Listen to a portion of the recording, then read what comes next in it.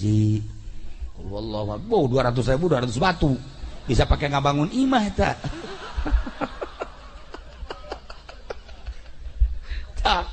Hiji nomor ka hiji guys, nomor kedua, nomor katilu. Hiji tadi ka naon kitu ngaranna? Nomor ka hiji neangan naon tadi?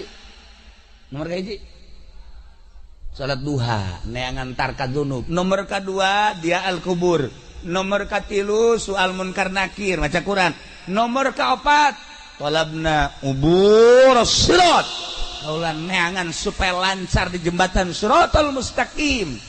Neangan pagawean kaditu ternyata fawajadna fisaum was sadaqah, kapanggih di puasa jeung sedekah. Ya Allah ya Rabbi, jelema anu sok puasa di luar Ramadan